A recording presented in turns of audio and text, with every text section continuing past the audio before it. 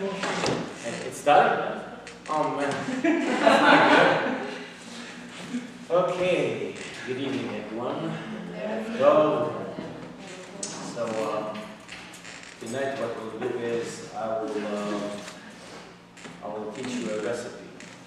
Perfect. Okay, let's start this side. If anyone is interested in what is it? Potato, mushroom, barley soup. I have a good recipe. I made supper tonight, and my kids ate most of it.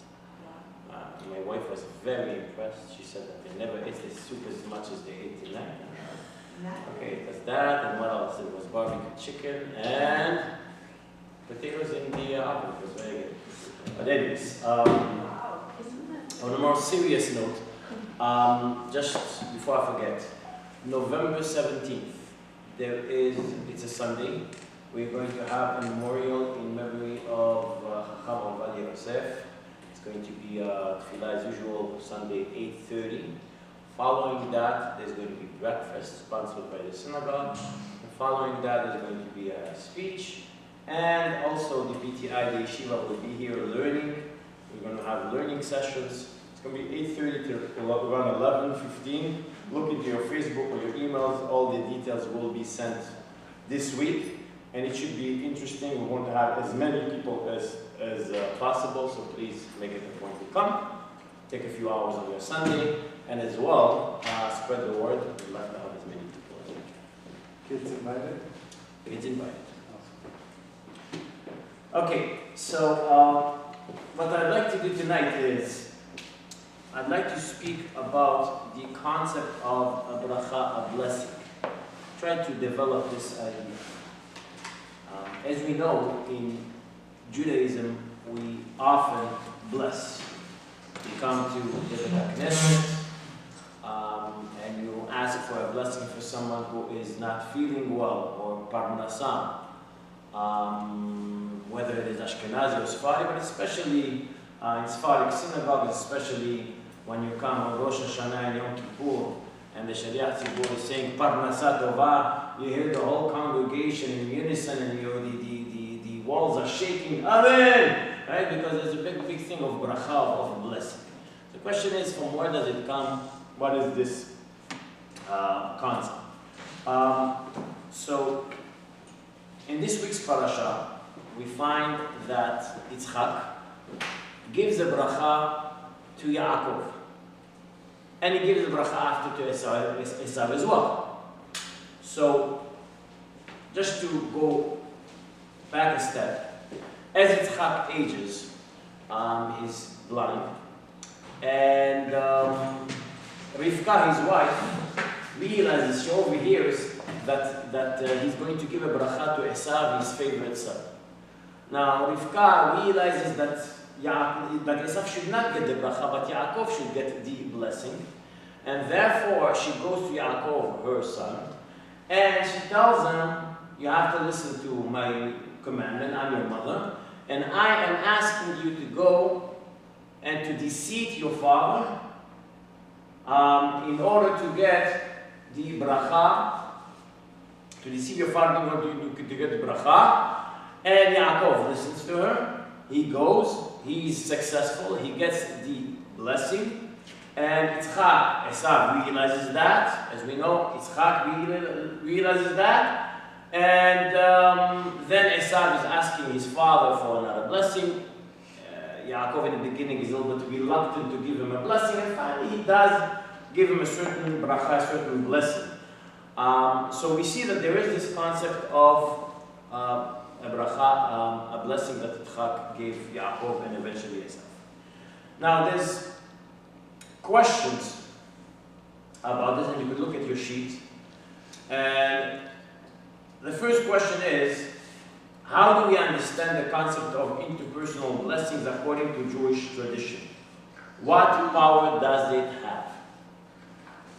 When someone is giving a blessing for a refu'ah, or for parnasah, or for whatever it is, the Gemara actually says, Al tihi birkat hediot kala be'elech, that when a simpleton gives you a blessing, someone who's not a chacham, is just simple person, man or woman, don't take it lightly. The blessing has power. Okay, so how do we understand?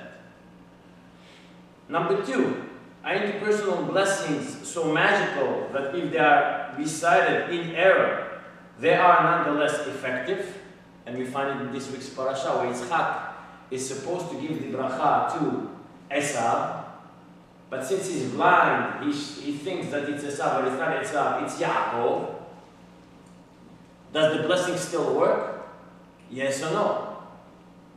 Is it magical? Is it hocus pocus? You say some words and boom, whoever is there gets the blessing, even though he was the person who was blessing was not intending to give the blessing to that person. Number three, how does God fit into the picture? What is Rivka so terribly frightened about? If Esav had been blessed by his father, couldn't God countermanded that blessing? So let's say Rivka is really keen for Yaakov to get the blessing. But why? I mean, let Esav get the blessing. Then Yitzchak will realize that really Esav shouldn't have gotten the blessing. And then maybe there's a way for Yitzchak to give the blessing to Yaakov. Number four, why the entire struggle for the blessing is necessary? Couldn't Isaac give two blessings? Because we see a certain struggle in the Torah. And it seems that Rivka is really, really, as we said before, keen. She wants Yaakov to get the blessing because if he will not get it, it's going to be too late. And number five, how could Yitzchak have been so unaware as to believe that Esav and not Yaakov should be the heir of spiritual blessing, legacy of the family? That's another interesting question as well. After all, Yitzchak Avinu is someone who had a vision, and it seems that he made a mistake. So how do we understand it? So there are different approaches to all these questions. We'll start with to answer some of them. First of all, A, the power of interpersonal blessing is fundamental in Judaism. Where do we find it first? We find it by Avraham Avinu. Where HaKadosh Baruch Hu, before Avraham Avinu leaves his country in order to go to Eretz Canaan, HaKadosh Baruch Hu tells him, Veheye beracha, and you will be a blessing. What does it mean, you will be a blessing? God said to Abraham, I blessed Adam and Noah. From this time and on, you will bless who you wish. This is what the Midrash says. Which means that HaKadosh Baruch Hu gave the first Ivri, Hebrew, Avraham Avinu, the ability to bless. So it's in the foundation of Judaism. Avraham represents the first Ivri, Hebrew. Avraham Goyim, the father of all nations, the father of our nation, is the one who gets this power from HaKadosh Baruch Hu, from God, who is telling him, Veheye beracha, you will be the blessing, you will bless. How do we understand this concept? Let's think for a minute about the creation of the world. And HaKadosh Baruch Hu, when God creates the world, He creates the world, how does He create it? With words. Vayomer Elokim. And God said.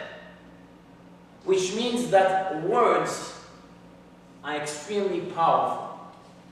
HaKadosh Baruch Hu distinguished us, human beings, from all other creatures by giving us the power of speech. And it said in the Torah, in the creation of the world, Vayhi ha'adam le'nefesh haya. Adam became a living creature, soul. The unkelos, which is the Aramaic translation of the Torah, says, le'nefesh memalena, to a speaking soul. Which means that the whole chiyud, the whole life of a person, is his speech. Without speech, there is no life in essence. So therefore, HaKadosh Baruch Hu creates the world. How does He create the world? With His mouth. And since we were created in the image of HaKadosh Baruch Hu, of God, He is giving us, to Abraham Avinu, the same power, which is the power of speech. And as we know, the mouth is extremely powerful. How is it powerful? Whatever we say comes out of our mouth could impact other people for good, or God forbid, for less good. The Gemara in Masechet Brachot speaks about it. The Gemara says, later on we'll see in Sefer Bereshit, an interesting story. The Gemara proves a point from it. The Gemara says in Masechet Brachot that it's better for a person to go to burn himself in a furnace than to embarrass someone in public. And how do we know it? The Gemara says we learn it from Tamar and Yehuda. Tamar, who was the daughter-in-law of Yehuda, she was married to the first son, and he died.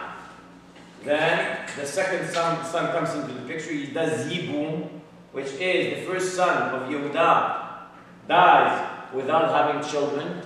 Second son gets married with her. There's a mitzvah to get married with his sister-in-law in order to have children. He dies as well. So Yehuda realizes, something is wrong with this woman. I'm not going to give the third child. And then the Torah speaks about that Tamar realizes he's not going to give her the third son. So what does she do? The Torah says that she covers herself. She goes to another place, and Yehuda, she knows Yehuda will come there. Yehuda comes. He sees this woman, doesn't know that it's his daughter-in-law, and then he wants to live with her. So she tells him, okay, fine, but what are you going to give me? You're going to pay me something? Yeah, I'll pay you, but in the meantime, I will give you a collateral. Right? And what does he give her? Give her a chotemet, gives her a seal. She keeps it, and then, after Yehuda goes, 3 months later, Tamar is pregnant. Yehuda realizes that. He was the Av Bedin at that time. And what is the din? What is the halacha in that case? What does he say? Hotzikuha v'tizaref. She has to get death penalty for that. She lived with, she made an immoral act. As she is going out, doesn't he mean that? we'll come back to it. But the fact is, she goes out, and as she goes out, what does she say? She says, whoever, this chotemet, this seal belongs to. Why doesn't she say, you are the father? Because she doesn't want to embarrass him. And then, what is it? She gives him away. The way out. And then he says, it's me. But what do we learn from that? Gemara learns from that she was ready to be nisraf, to burn, and not to embarrass Yehuda, her father-in-law, in public. How would she embarrass him? We don't know. So we see the power of the pig. To the point that Shlomo HaMelech says, "Achayim ve'hamavet lashon." Life and death depends on the mouth. The person, the king, has the ability to say, "Mita, hayim," this one is going to live, this one is going to die, and so on and so forth. So coming back to Yitzchak, and the fact that he gives the bracha to Yaakov, in a sense, since God gave us this power of speech, of blessing, of bracha, if Yitzchak would have given the bracha to Esav, God would have been forced to accept this blessing, and he wouldn't be able to retract it later. It would be too late. Because whatever would come out of the mouth of Yitzchak would be, in a sense, sealed in the eyes of HaKadosh Baruch Hu, in the eyes of God. And Rivka realizes that. And that is why she is urging Yaakov, and she commands him, and she tells him, you have to go and do it. Even though you are going to lie to your father. Still, this is the right thing. Yes. She had a reason. When she was pregnant, there was something happening to her while she was pregnant. So she went out and asked God what's happening in God told her. The young will take over and he will have the power of his brother. So she already knew ahead of time what's happening, and that's why she asked Yaakov to do it. Right. But I'm wondering why God didn't go to Isaac and also tell him the same thing. Why didn't God do it? Yeah, he told the mother. What about the father? Well, So the mother didn't make a mistake right. because God already told in the future. Right. But the father didn't know. Right. It would be something like it could have an impact on the relationship. Between the mother and the father. Of course. But And the father, there was something there. fine, but the father eventually realizes that he did something. He knows, he sees that Rivka was right. There's no doubt, he realizes it. Well, after the case. After the case, he realizes that. He realizes that. There's someone driving the car while he's drunk. Boom! Oh, no, I learned. I'm not True. going to drink True. anymore, but it's too late. But I would say that I think that Yitzchak Avinu was going through a test in a sense, and he learned something from it. Kadosh Baruch Hu wanted to challenge him with that to see what is going to be his decision. And through the decision he made, he realized what he did wrong, and then that, in a sense, made him into a better person, or he got more connected to God through this nisayon, the challenge that he had. Man, yet he preferred Esau over his life, and in order there was something negative there. Right. Now, how we can accept that? How we can explain that? Again, I mean, for so many years, he took his son Esau as the perfect human or something like that. And for so many years. So what happened to it? Did this tzaddik that he can see things? but we see that Yitzchak Avinu is human as well, even though he's a tzaddik. The fact is, he made a mistake. That's what we started with. The whole idea is that Abraham, Yitzchak, and Yaakov, and I believe in the first class we spoke about that, were not perfect. They made the mistakes as well. Well, I mean, if you look at the Chumash, what's really written about Yitzchak, it's not a lot. No, there's not a lot written about him as well. It's not like he did so much Right. to more. As far as what's written, you're right. In the Chumash, at least, you're right. Just to continue on before going to point B, the idea of power of speech and action as well, we'll add that into the picture as well. In the Nefesh HaChaim of Chaim Volozhin, in the beginning of his book, I believe it's in the first chapter, he speaks about the power of action, when someone acts, when someone does something. And he says the following, going along with what we spoke about, the idea of we were created in the image of God. He says that since God is always creating, and he never stops creating, and we actually say it every day. Yotzer or uvore choshev. God doesn't say Yatzar in the past, created light, but Yotzer is constantly creating or uvore choshev, and is creating darkness as well. So the idea of light and darkness, he explains, is something that each one of us has as well. And how? By the choices that we make. By the way we speak as well. We could either, the same way that God has the ability to constantly bringing more light or darkness to the entire world, we as well as human beings, the actions that we do have an impact not just on ourselves or our families or our community, but the whole entire world.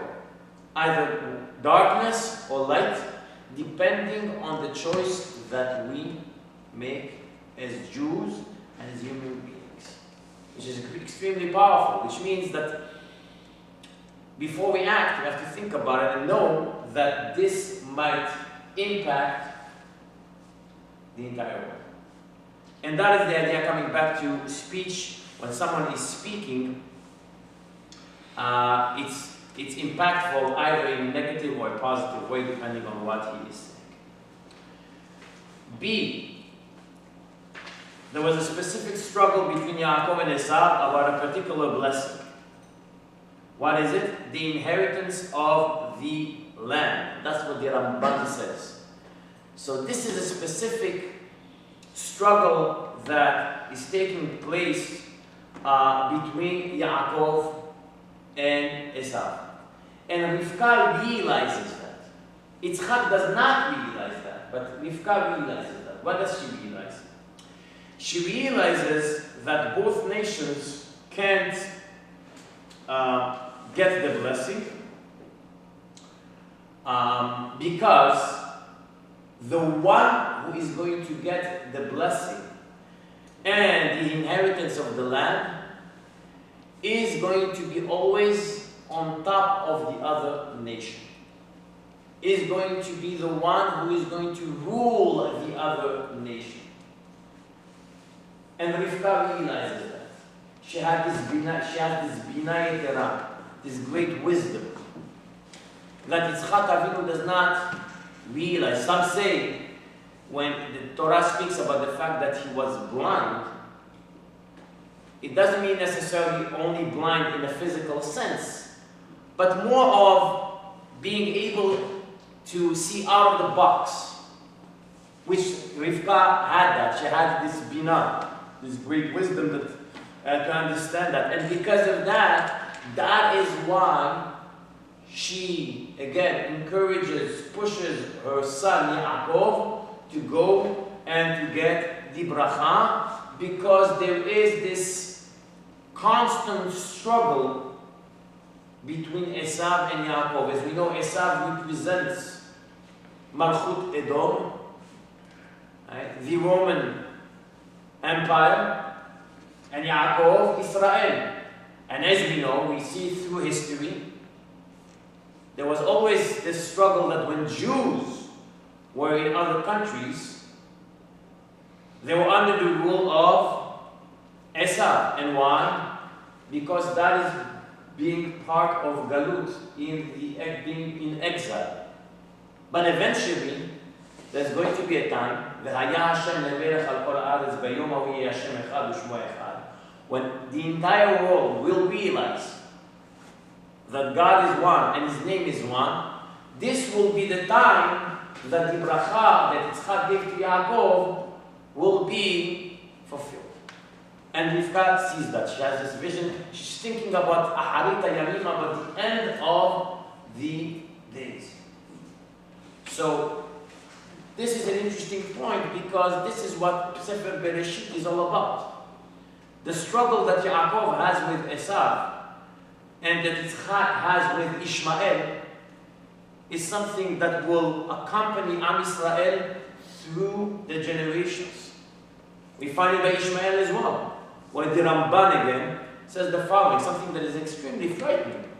The Ramban says, because when Ishmael gets the blessing, he gets a bracha as well. Yado bakol v'yad kol bo. His hand will be everywhere. What does it mean? The Ramban explains that there will be a time that the descendants of Ishmael, and we know who they are today, will rule upon the entire world for 9 months. This is what the Ramban claims. So I think that what we see today, what is happening in the world, is already, the Torah speaks about it, the Mfarshim, the Ramban, among others, speak about it, and this is something that if we delve into the entire Chumash, but especially Sefer Bereshit, we will find many things that are either happened to Am Yisrael, or are happening, or will happen to Am Yisrael, because the Gemara says also, Ma'aseh Avot, Siman Labanim. Whatever happened to our forefathers, to our matriarchs and our patriarchs, Siman Labanim is something that is going to accompany and is going to happen to us as Am Yisrael through the generations to come. And we see that it's happening. Okay. Rabbi, I have a question. Yes.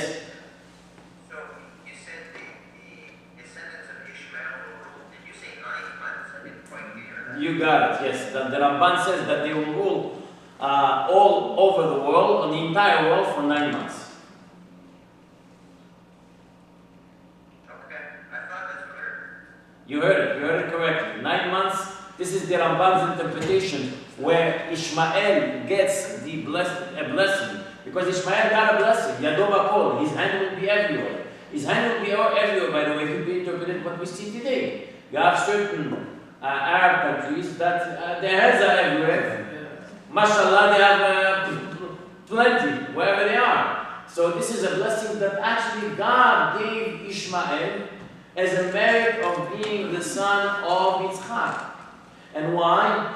Because there's an interesting midrash. The midrash says that when Sarah tells Abraham Avinu to chase away Hagar, to kick her out of the house with Ishmael. So she is in the desert, there is no water.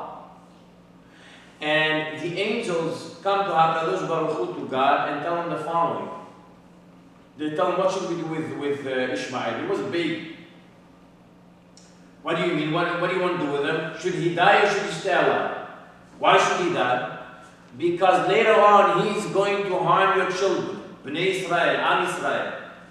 And God says, is he Hayab or Zakai? Is he a tzaddik or rasha at this moment? Is he righteous or not? And they say he's not. He's a baby. He's innocent. Says if he's innocent, keep him alive. And not just that. The fact is, as well, he's going to get a bracha. He's going to get a blessing, which is Yadov Hakol, the idea of abundance, of getting whatever he wants to have wealth and so on and so forth. So the whole idea of struggle happens already in the Torah between Ishmael and Yitzchak, Esav and Yaakov, and this is what the Jewish people went through either in Muslim countries or in Christian countries. All is based on what Sefer Bereshit is teaching us. C. Abraham originally wanted to give 2 blessings. That's another interesting approach. Because we started by saying in the class, in the beginning of the class we said that actually there was 1 blessing. There are commentators who say actually he wanted to give, Yitzchak wanted to give 2 blessings. Which means that he wasn't wrong. Why? Which blessing did he want to give? He wanted to give to Esav the physical blessing, and to Yaakov the spiritual blessing. Why? Because he was a good parent after all. It says, in Shlomo HaMelech says, Hanoch lana'ar al pi darko. Every child, you have to educate him according to his way.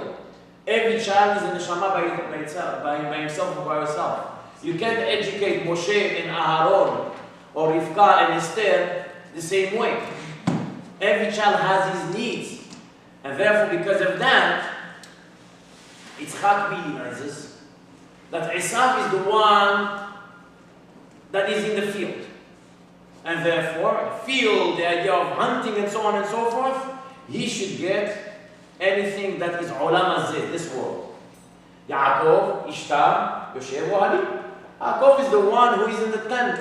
He's the one who is opening the Chumash. He's learning. He's connecting to God. He has nothing to do with this world. Yaakov should get the ruhniyut, the spiritual blessing. Okay? Roger. Don't grill me for what I'm going to say. I don't have a barbecue. Okay.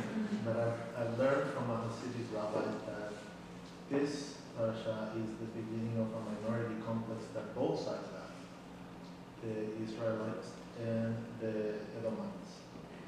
Because if you see the physical world, where is the wealth of the world is based? In oil. Yes. So why Hashem put all the oil under the hands of the Arabs?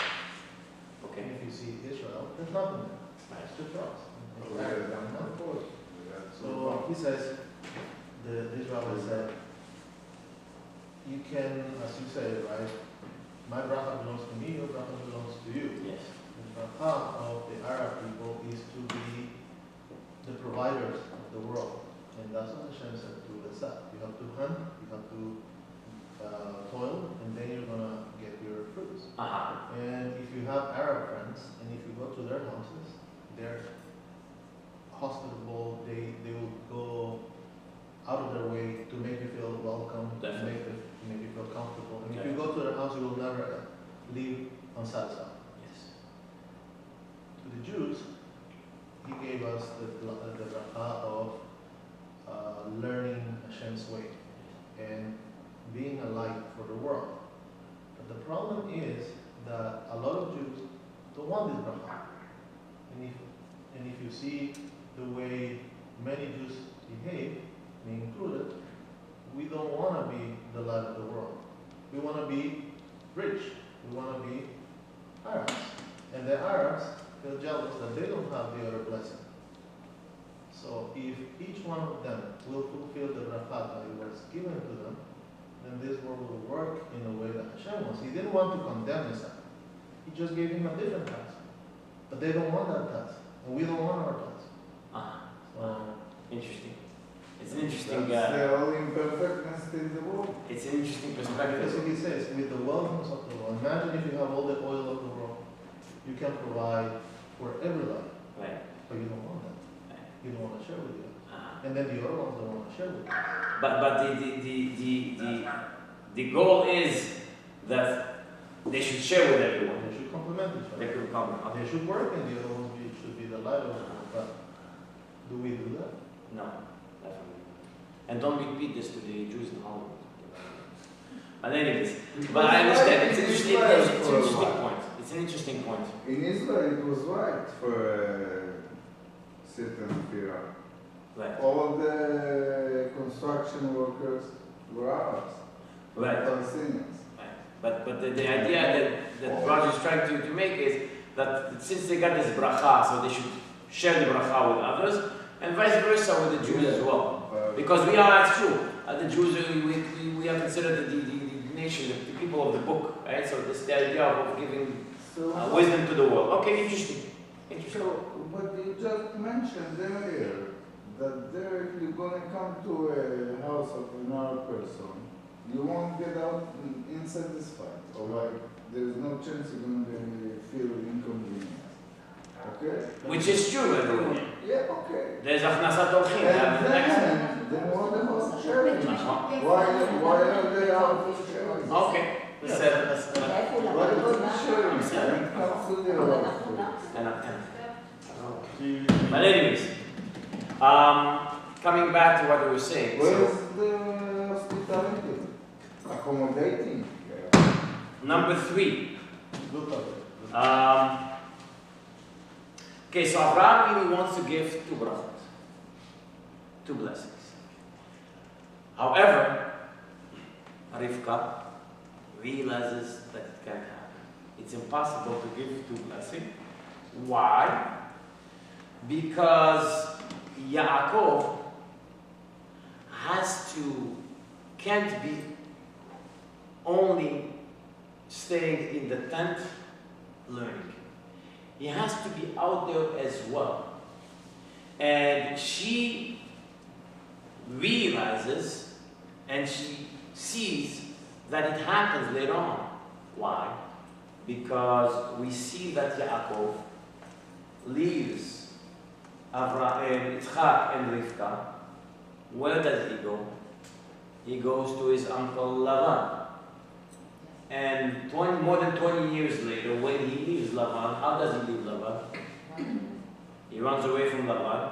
Does he run away with no penny in his pocket? Well, A lot of wealth. We're talking about Yaakov. He leaves with a lot of wealth. Why?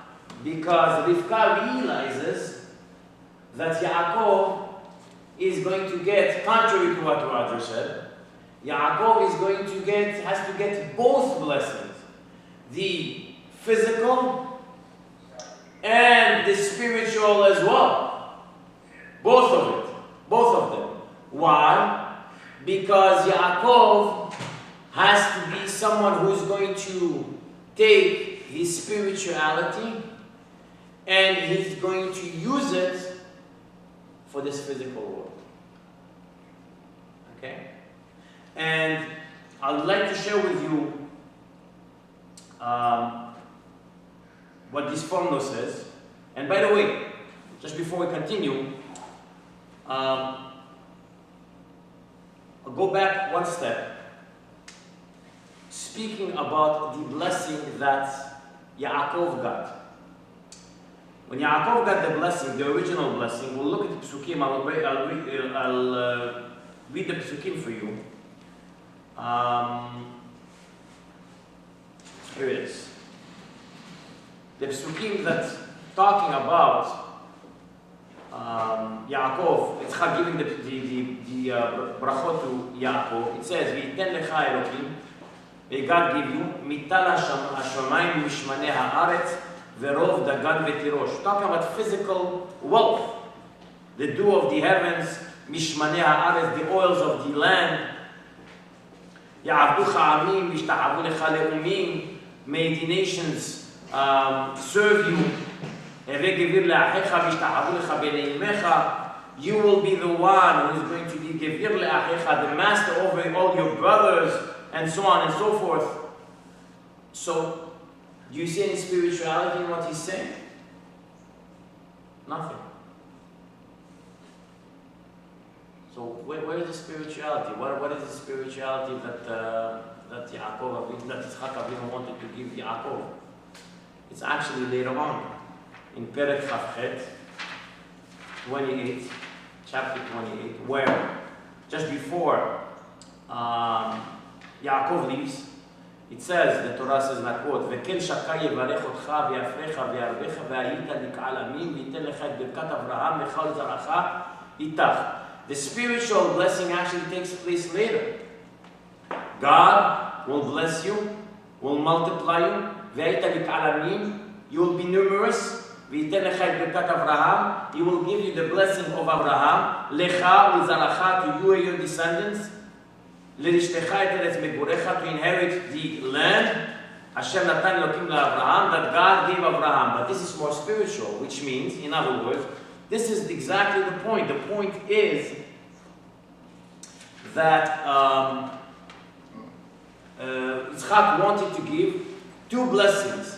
And the blessing that he gave in the beginning was really for Esav, even though he gave it to Yaakov, which was anything that is physical. The spiritual one took place later, but again, Rivka realizes that Yaakov has to get both of those blessings, and that is the interpretation of this formula. Now, with that in mind, I would like just to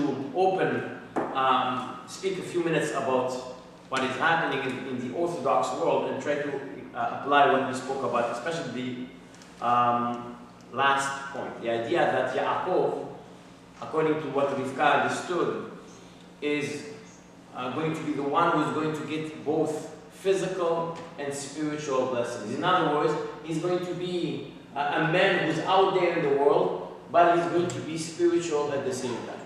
So, today, in the Orthodox world, there is this concept of learning. And this is a great concept, by the way. People are going and they're learning. They're spending time, they're spending their lives learning. But the question that we may ask is it really for everyone?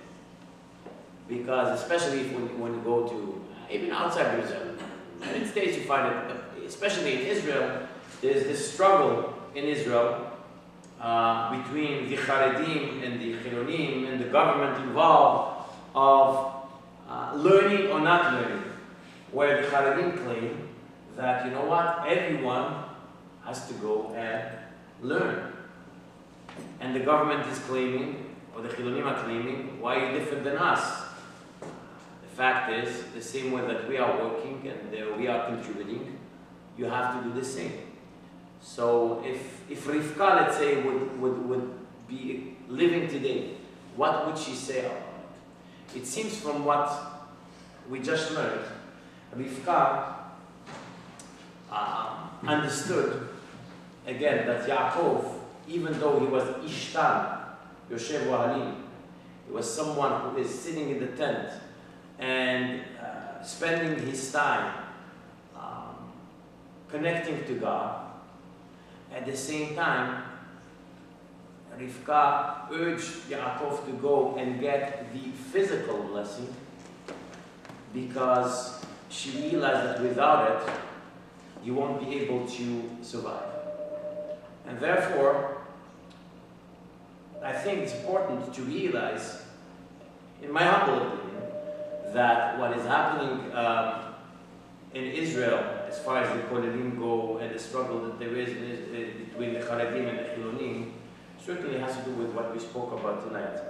And I personally do not think that everyone is meant to sit and learn the whole day. Obviously, there are Iluim. There are people out there who really, mamash sincerely, are sitting and learning and spending their lives dedicating it to HaKadosh Baruch Hu, to God. The Rambam actually, in the end of Ilchot Melachim, speaks about it and says, in the time of the Torah, who were the ones who dedicated their lives to God? The Kohanim. So the Rambam says, in the end of Ilchot Melachim, he says the following. He says, it's not meant only for Kohanim, but anyone. Kohanim are the Kohanim. But he says, anyone who wants to be like a Kohen, even though he was not born a Kohen, and wants to dedicate his life to the service of HaKadosh Baruch Hu, Baruch Yeh. It's a blessing, nothing wrong with that. And the whole concept of a Kohen is based, in a sense, on this Rambam. The Rambam says it clearly. But the Rambam, if you look carefully at the language, he says someone who is willing and is ready to dedicate his life to it. Let's be honest. How many people out there are really in Kolel and they are really dedicating every moment of their lives to learning? I don't think too many. It's mostly impossible. It's okay. There are. By the way, I did have a chance to see some of them. I saw some of them. And if obviously someone is doing it in order to eventually go and teach and so on and so forth, fine. But to dedicate all your life to that is something that I don't think is meant for everyone. And this is where I think, by the way, now, slowly but surely, the Haredi world is realizing that, whether it is in Israel or outside of Israel, something that I would say 15, 20 years ago, they said, not every child is going into the same box, which means it's going to go to yeshiva, it's going to yeshiva Ketana, yeshiva Gdola, Kolel, and so on and so forth. Today, the approach of many of the great Rashi Yeshivot, Charedim, and so on and so forth, is completely different. They are starting to realize that no, you know what? It's not meant for everyone. And coming back to the text, Rivka realized that as well. However, it does not mean that if someone is not going to dedicate all his life to sit and learn, that he is patur, that he is exempt from it. God forbid. What it means is that obviously that many people are going to be out there working, but they're going to find time to learn as well. They're going to dedicate part of their life, part of their day to study Torah. And there are many Ba'alei Batim out there, many people out there, that every night they have a zman, they have a time where they dedicate an hour, 2 hours, 3 hours to learn Torah. I'll give you one example that comes to my mind. A certain individual in Montreal, a very known, in the community all over Montreal, Orthodox dentist, an Orthodox dentist, who that's what that's for his living, is a top-notch Orthodox in Montreal. But I can tell you that this man, on his spare time, whether it is on a Sunday, whether it is every night after he comes from work, he comes home, he eats, and the next thing he does is he's in the kollel every night. From, 7 o'clock to 9:30, 10 o'clock, every night, learning. So here's the idea of Yaakov. And this is the idea of Rivka, where she realizes you have to be out there, and you have to work, and you have to make a living, and so on and so forth. But at the same time, you are Ruchani, you are Yaakov Avinu, you are Ishtar Moshe Vo'alim, which means that the Ikar, the main life of Yaakov was spirituality. There's no doubt. But even if he had to work, all that was in order for him to be able to be spiritual, to be able to sit and learn at the end of his day every day. And that is what also the Tosafot says. I'll add what the beautiful Tosafot, the Tosafot says, the commentary of Tosafot on the Talmud, says the following. It says every morning when a Jew wakes up, he says Birkot Hashem, the morning blessings. At the end of the morning blessings, what do we have? Birkot HaTorah, the blessings of the Torah. Why do we have these blessings every day? Because we can't study Torah without saying those blessings. So we say the blessings in the morning, and that gives us the ability to learn Torah for the rest of the day.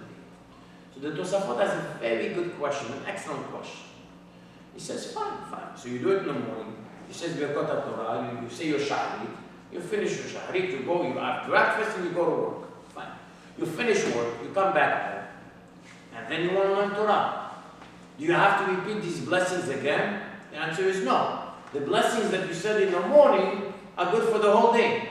But he asks the question, says, but while working, you were disconnected from the Torah. And if you were disconnected from the Torah, when you come back to it, you have to say bracha again. Answer this toss for the beautiful answer. He says, actually not. Because a Jew lives his Torah when he's working as well.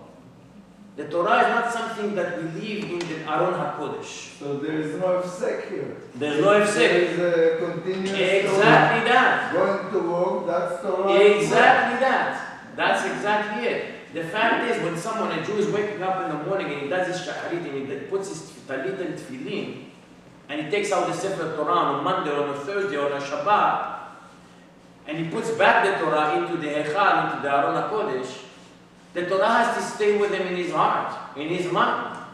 When he leaves the Bet HaKnesset, the Bet HaKnesset has to live with him and has to accompany him for the rest of the day, for the rest of his life. And that is why the bracha of Birkat Torah is not repeated, because as a Jew you have to live as a Jew. Every moment has to be spent as a Jew. When you are at work, you have work ethics that are written in the Shulchan Aruch. How much money you're going to charge. People think it's civil law. It's not. It's civil law. It's written in the Shulchan Aruch. The Ramah speaks about Shulchan Aruch speaks about how much money could you charge, how much money could you gain. Everything is written. Everything is there, and therefore that is the idea. The idea is that certainly, as we said, not too many people could spend the rest of their lives, all their lives, learning Yomam Valayla day and night. There are exceptions. Chacham Ovadia, who passed away recently, he was an exception. He was someone who every breath that he took was Torah. But the fact is, every Jew, when he takes a breath, the breath has to be Torah, but through the physical world that he is in.